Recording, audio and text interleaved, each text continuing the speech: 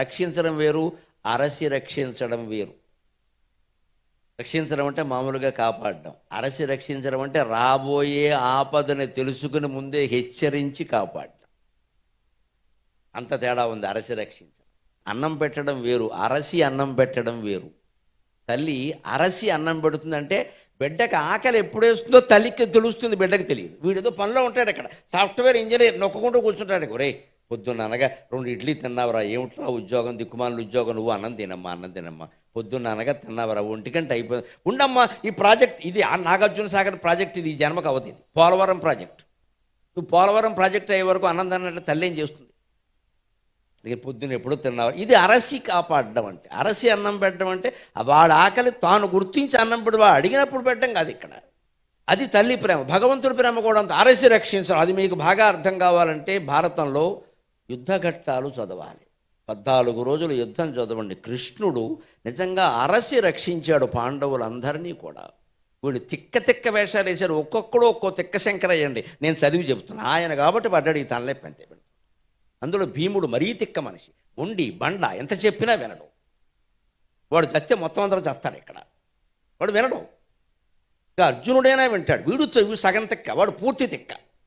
ధర్మరాజుది పెద్ద సాత్వికమైన తిక్క, ఆయన తిక్కలేని వాడేం కాదు, ఆయన తిక్క ఆయనకుంది. పైకి మర్యాదస్తుల్లా కనపడతాడు, ఆయన తిక్క ఆయనకుంది. అక్కడ ఇతరులకు అవమానం జరిగితే ధర్మరాజుల వారు చాలా తేలిగ్గా తీసుకోవాలి. బుద్ధం శరణం గచ్చామి, ధర్మం శరణం గచ్చామి, శాంతం శరణం గచ్చామి అంటాడు. కానీ కర్ణుడు ఆయన గోమ్మే కొట్టి పారిపోయేలా చేయగానే మాత్రం అర్జునుడు వస్తే ఇంకా చంపలేదా, ఇంకా కర్ణుడు చంపలేదా, బుద్ధి లేదా అన్నాడు. అంటే నీకు అవమానం జరిగితే ఒకటి, ఇతరులు జరిగితే ఒకటెక్కడ. ఇది ధర్మరాజులు వారు చదివితే తెలుస్తుంది. ఆయనకు అవమానం జరిగి కర్ణుడు ఆయన ఓడించినప్పుడు రెచ్చిపోయాడు ఇక్కడ. అదే అనేక రకాల ఇబ్బందులు యుద్ధాల్లో ఎదురైతే అన్నదమ్ములు వచ్చి చెబుతుంటే, కృష్ణుడు కూడా చెబుతుంటే, బాబా తేలిగ్గా తీసుకుందాం. తేలిగ్గా నువ్వెందుకు తీసుకోలేకపోయావు? మన గొప్పగలడం వేరు, ఎదుటివాళ్ళ గొప్పగలడం వేరు. మరి డాక్టర్ గారు ఆపరేషన్ చేసేట, ఓ కణితి ఉన్నవాడకల్లా కోసి పారేస్తున్నట్ట. ఓసారి ఆయనకే వచ్చింది ఆపరేషన్ చేసే పరిస్థితి. ఇంతమంది కణితులు కోసాం కానీ నా కణితి కోస్తున్నంత ఉండే నొప్పి ఎప్పుడు చూడలేదు అన్నట్టు. మరి బాగానే ఉంది, నీకు కోసినప్పుడే తెలుస్తుంది అది. ఇంత తిక్కశంకరయ్య 5గురిని పెట్టుకుని యుద్ధంలో గెలిచేలా చేశారంటే కృష్ణ పరమాత్మ దయండి. పాండవులది ఏమీ లేదని అక్కడ 18 రోజులు యుద్ధం చదివితే అందులో 14వ రోజు యుద్ధంలో ఈ అర్జునుల వారు చేసిన ఓవర్ యాక్షన్ ఇంత అంత కాదండి. అంతకు ముందు రోజు ఆయన కొడుకు చనిపోయాడు, ఈయన కొడుకు ఒకడే చనిపోయాడు. ఏంటి అప్పుడు కర్ణుడు కొడుకులు 3 చనిపోయారు, దుర్యోధనుడు కొడుకులు 10 మంది చనిపోయారు. ఏంటి ఈయన కొడుకు గొప్ప, నీ కొడుకు నీకు గొప్ప, దేశానికి అందరికీ గొప్ప? మా అబ్బాయిని చంపిన వాళ్ళందరినీ చంపేస్తా, సాధ్యమేనా? అప్పుడు ద్రోణాచార్యులు ఉన్నాడు, కర్ణుడు ఉన్నాడు, కృతవర్మ ఉన్నాడు, అశ్వత్థామ. ఏం చంపుతావు, ఎవరిని చంపుతావు? ప్రతిజ్ఞ చేసి పారేశాడు ఇక్కడ. ఈ తిక్క ఎటువంటిదంటే, ఈ ప్రతిజ్ఞ నెరవేరకపోతే సాయంత్రానికి నేను అగ్నిలో దూకుతా, పోయి దూకు, ఎవడొద్దు అన్నాడు అక్కడ. ఆ ప్రతిజ్ఞ ఏదో లోపాయకారిగా చేసి కృష్ణుడికి చెబితే కృష్ణుడు అదే అన్నాడు, నువ్వు ప్రతిజ్ఞ చేయడము, నువ్వు ప్రెస్ వాళ్ళని పిలిచి ప్రెస్ మీట్ పెట్టడం ఎందుకే, పని లేక నాకు చెప్పుంటే పొద్దున్నే ఆ సైంధవుణ్ణి ఇంటికి టిఫిన్కి పిలిచి అందులో ఏదో కలిపేసి లేపేసేవాళ్ళం కదా.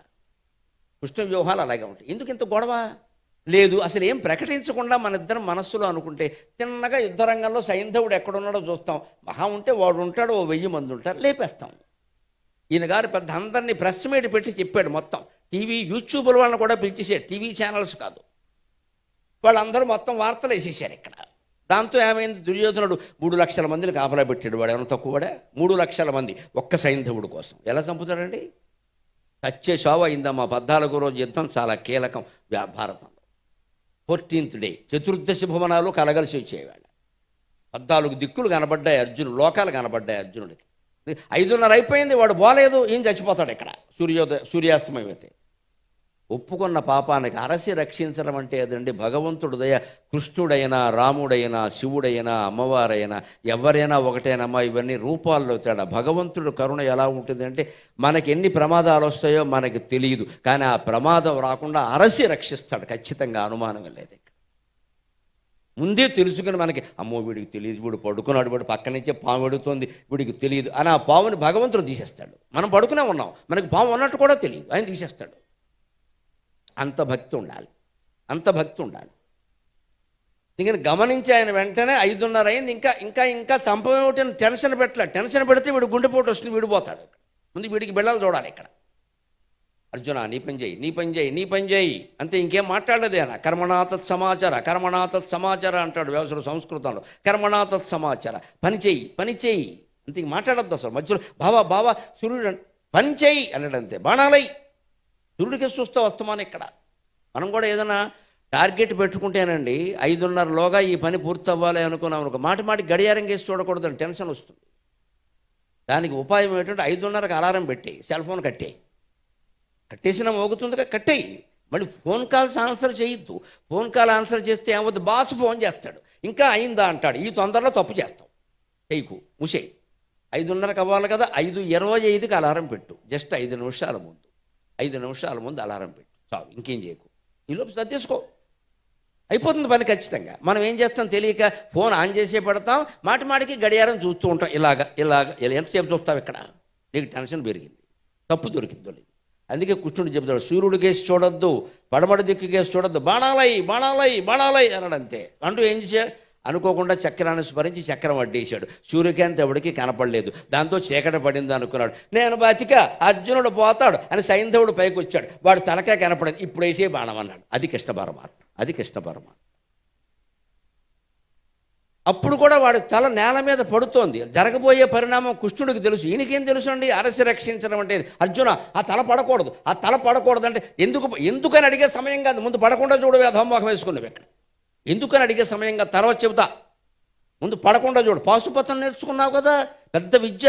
వాడు బంతాటాడు. ఇది ఎక్కడ పడాలంటే హిమాలయ పర్వతాల మధ్యలో వీళ్ళ నాన్న వృద్ధశ్రవుడు అనేవాడు వృద్ధక్షత్రుడు అనేవాడు తపస్సు చేస్తున్నాడు. వాడు దిక్కుమాలిన కోరాడు. కోరిక ఏమిటో తర్వాత చెబుతా. ముందు ఈ తలక ఎగురుకుంటూ బంతిలో వెళ్ళి వాడు ఒళ్ళో పడాలి. నేను చెప్పింది చెయ్యి అన్నాడంతే.